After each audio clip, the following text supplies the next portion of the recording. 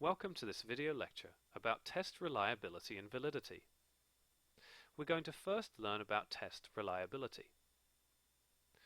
When we're selecting a test, it is helpful for us to determine whether or not the instrument is a good choice for the assessment's purpose. We might ask, why would we use this particular instrument or method? Are there published guidelines for the test's use? Is the instrument reliable? Is it valid? Is it cost-effective? What inferences may reasonably be made, and how generalizable are the findings? Let's look at what reliability and validity are. How do we decide whether a test is reliable and whether it is valid? Well, reliability has to do with whether or not the test is measuring the same things, the test items are measuring the same things, and whether when the test taker takes it in multiple times in a row, they get similar results. So is it measuring the same thing every time with every test taker? Okay, that's reliability. Can we rely on it? Validity has to do with whether or not the test is accurately assessing what we want it to assess, what we want it to measure. So in other words, if we give you a test for anxiety, is it actually measuring anxiety, or is it measuring your testing performance in general, or is it measuring something different like depression? Those things are important to be assessing, to be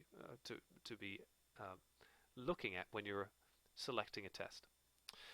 I'm going to use three visuals you see in front of you to help you understand the difference between reliability and validity, okay, to further kind of explain it.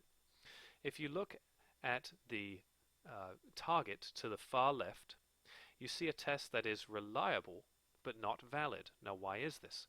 Well, the scores are clustered together, meaning the person is responding pretty much the same way every time, which is good, to every test item or across multiple administrations, multiple shooting practices, I guess. But the problem is that they're not clustered towards the middle of the target, meaning they're not totally on target, if you will. Okay, maybe the test is measuring something different than anxiety. Maybe it's measuring cognitive performance or depression, whatever. Okay, but that's not exactly the test that we want. We also don't want a test that is valid but not reliable. That's the target that's right in the middle of the screen. Here we see that the shots, if you will, are on target. They're clustered around the circle. So it's kind of measuring what it needs to measure. At least we're on target to some degree, and we have certainly some scores there that are closer to the center. But the problem is that they're scattershot. They're all over. You know, they're not consistent. They're not the same.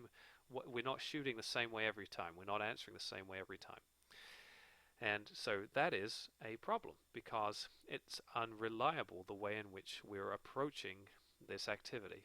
Okay, and that may be to do with the test questions or whether or not the person, when they take a test multiple times, if they are able to respond the same way or if there are things that interfere with that.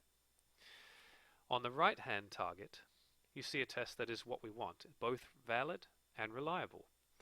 The scores or the shots are clustered closely in one area, which is what we want. The person is responding the same way every time. And in addition to that, they're clustered around the center, meaning we're on target. We're truly assessing what we want to measure. So through this graphic, I hope you'll understand what reliability is and what validity is. So reliability is about, are the findings consistent? For example, would the same people score the same way if we administered the instrument again and again? To determine this, we largely use coefficients, what are also known as correlations, to determine reliability. There's something called classical test theory, which you don't need to know all that much about, I don't think, that a lot of measures of reliability are grounded in classical test theory.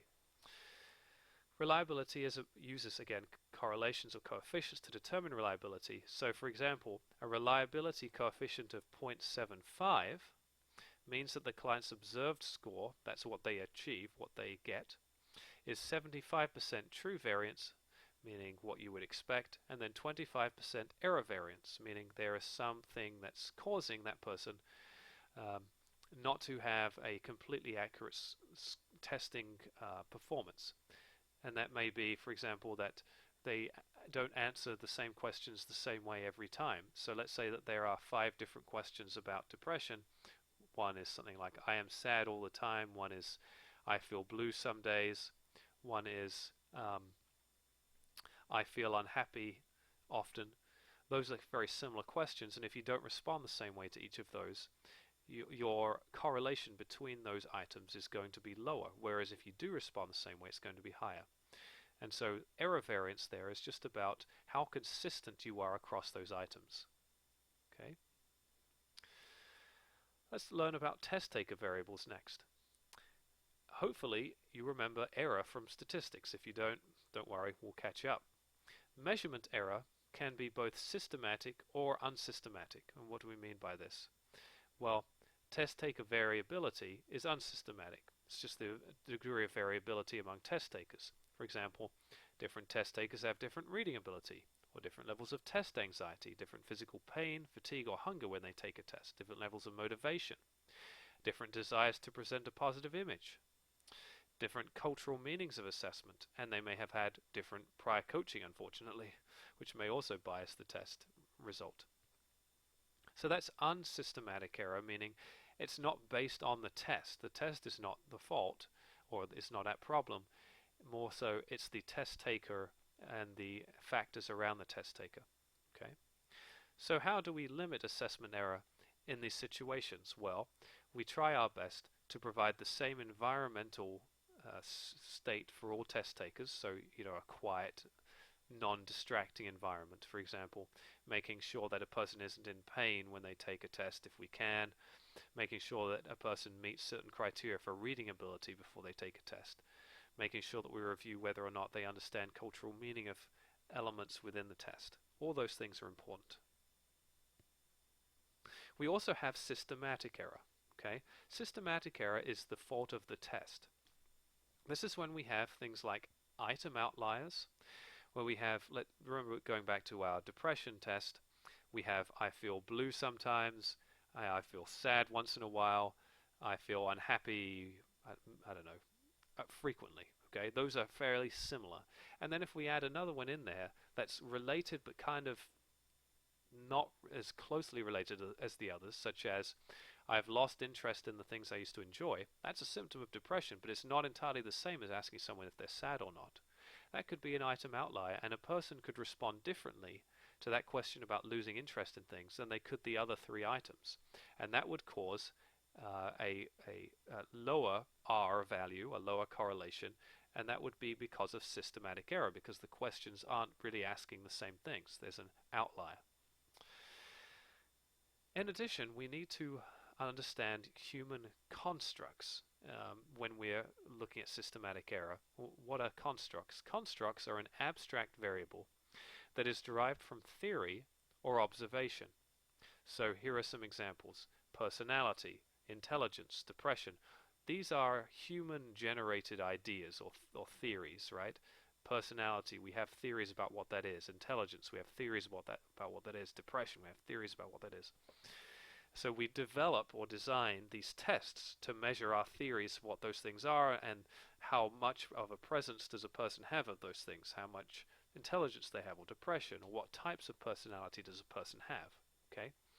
Now, error can occur when our construct is not well defined, or when there's variability within the construct.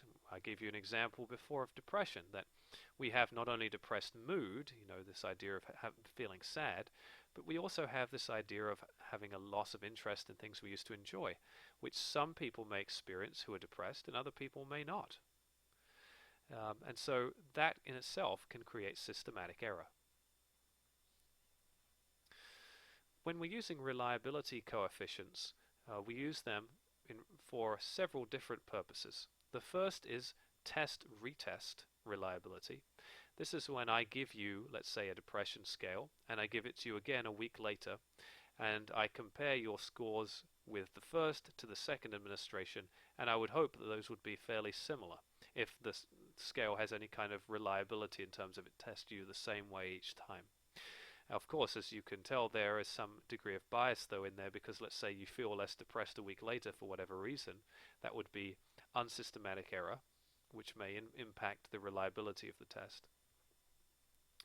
Next, we have alternate forms or parallel forms. This is kind of unusual with testing, and it's when you basically have a completely different test that is devised using the same kinds of using the same criteria. So, for example, if I was doing a depression scale, it would be just a different kind of depression item, such as I feel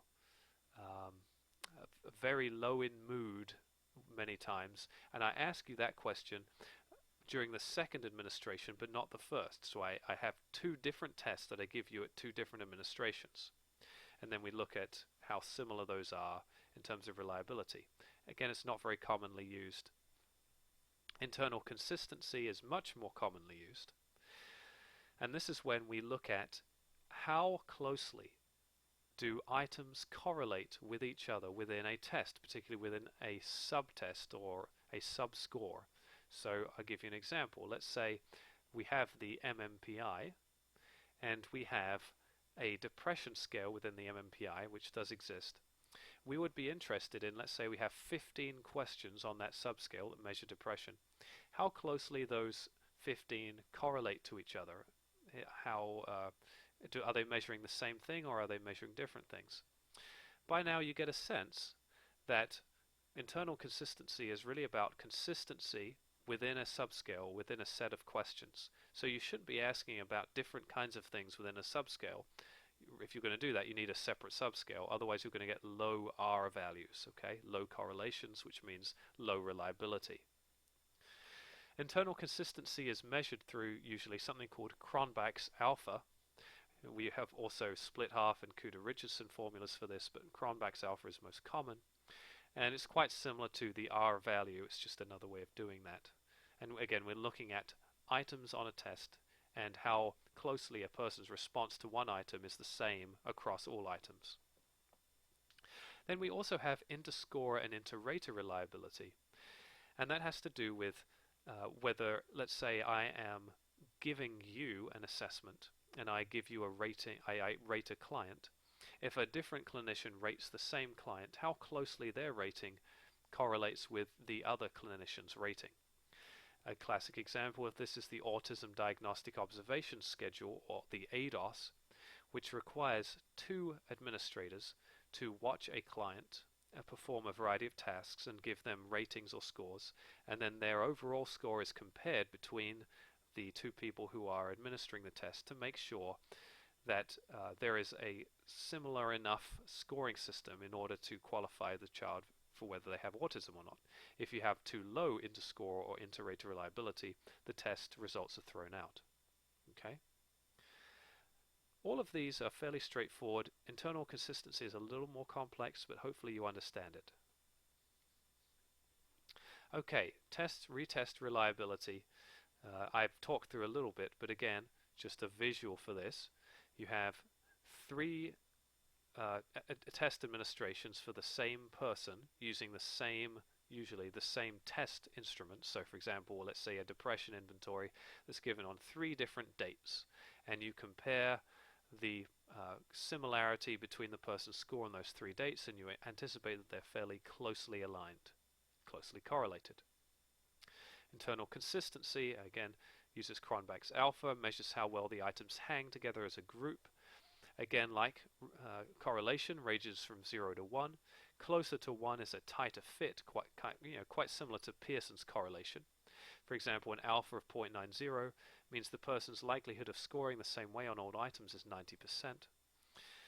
So this is true for example, all 3s on Beck depression inventory items. If you say you are experiencing a lot or a severe amount of on a depression item, and you're doing that consistently across the Beck depression inventory, you're going to get a higher Cronbachs alpha because of that consistency in the way you're responding to all the items. Whereas if you give 3s on some items and then 2s on others and 1s on others and 0s on others, you're going to get a lower Cronbachs alpha rating because you're not being consistent in how you're approaching those test items. Okay. Here are Cronbachs guidelines for reliability coefficients. 0.90 and above is high, 0.80 and above is moderate, 0.70 to 0.80 is low, and a Cronbachs alpha of less than 0.70 is unacceptable, meaning if you have an overall scale alpha for the entire assessment that has less than 0.70, you really shouldn't be using it unless you have a very good reason for doing so, because again, it's not reliable. So, unless you see, usually you will see correlations for groups of items, subscales, full scales, rather than between individual scores. For example, items 3 and 7 and the alpha for that. Usually you're just looking at full scales and subscales. If you get negative values, it's because the coding was incorrect. For example, on a reverse scored item, which instead of asking I feel sad once in a while, may ask I never feel happy, or no, I never feel sad, and then you would reverse score that. So if a client says no, not at all, I never feel sad, I always feel sad, then you would reverse score that, so the 0 would then become a 3. Does that make sense? And the 3 becomes a 0. I know that's complicated. That's why I don't recommend using reverse scored items, just because it can complicate the findings of a test. If you get negative values, it's because the coding was incorrect again. I've mentioned that. Or if the instrument measures more than one construct. This is known as a multi-dimensional test rather than unidimensional. Remember how I talked about where if you have a subscale, you really shouldn't have a lot of variation in the types of questions you ask. If you want to ask about more than just mood, for example, with depression, you want to ask about loss of interest in things, you should create a different subscale for that. Otherwise, you're measuring more than one thing, and people aren't going to respond consistently because they're not always going to experience the same levels of what you're asking them. They may, for example, experience low mood but not loss of interest, or they may experience loss of interest but not low mood. And so across people, when you measure groups of people, you're not going to find a very high internal consistency value. By now, you should get a sense that reliability is about whether the findings are consistent. For example, would the same people score the same way if we administered the instrument again and again? And here are two visual examples of that. Test retest, if you look at the graph here on the left hand side for self-reported depression, has time 1 score and time 2 score. And you can see there, if each dot is a person, that their scores are roughly the same between the two administrations, and so you're going to find a fairly high correlation between the two. Interrater reliability, and this is kind of goofy, number of smiles by wife, is actually an interesting one to look at, especially if you look at the yellow dot on the screen. For example, you see here that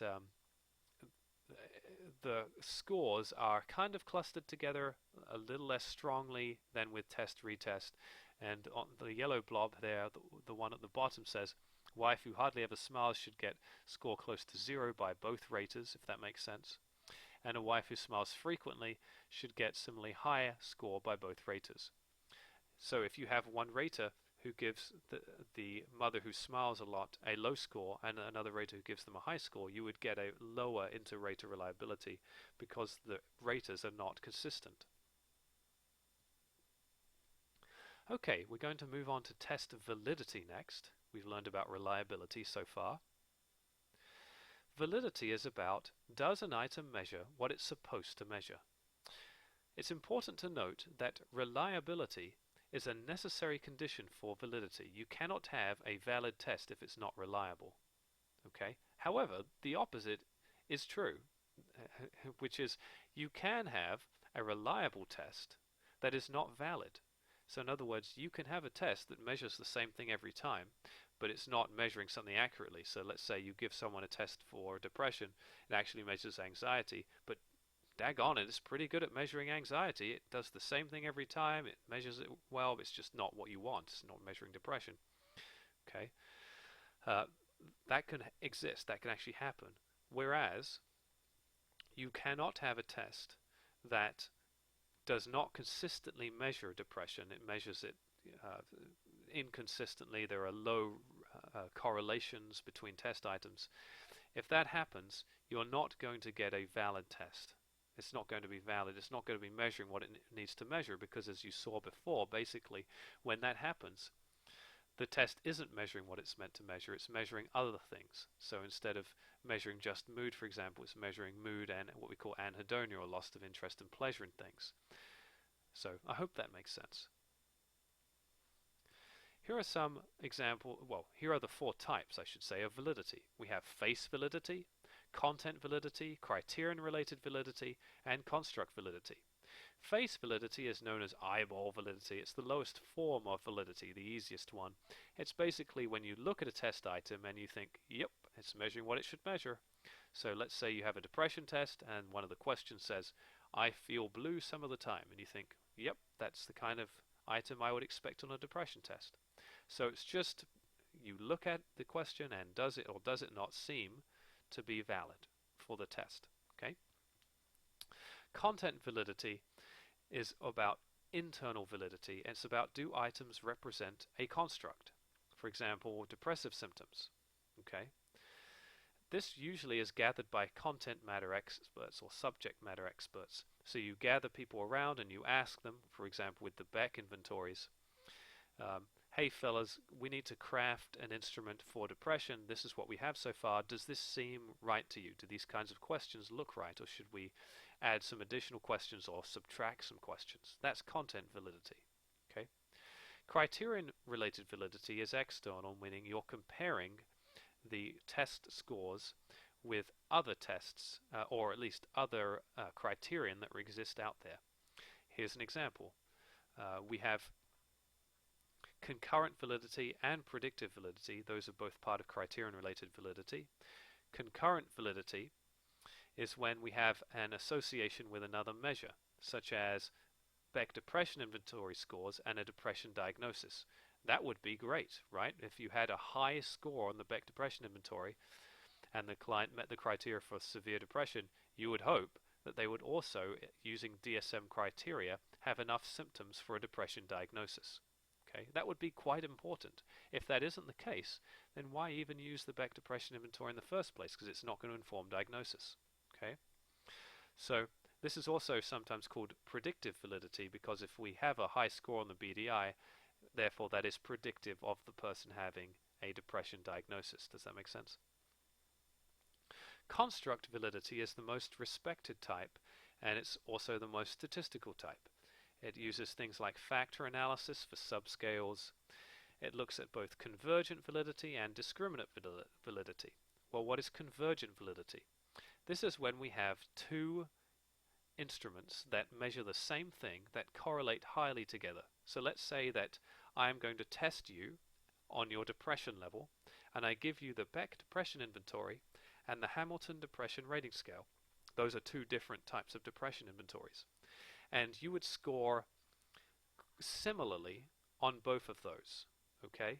Meaning you would score highly on both, or pretty low on both.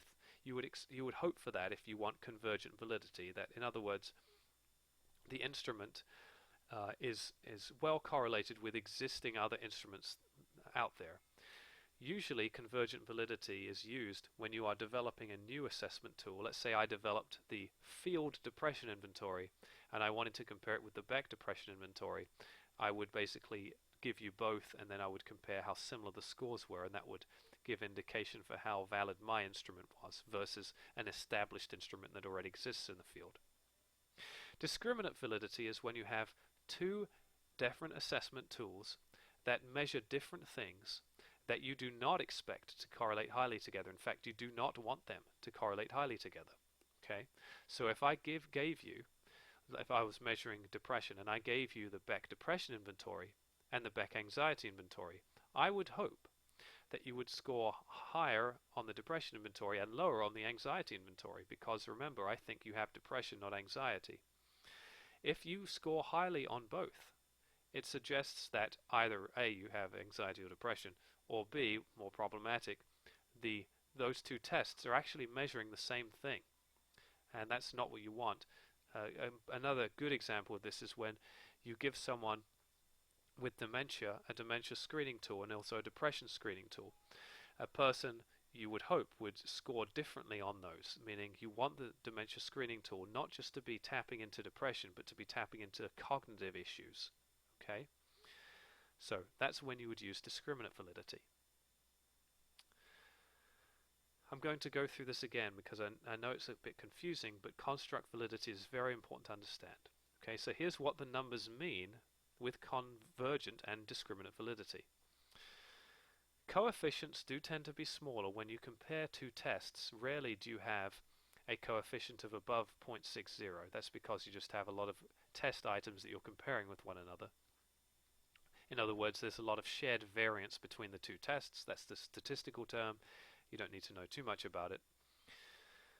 When you have large correlations between two instruments, this is desired especially if the newer test is shorter, for example, has fewer items, and is easier to administer and score.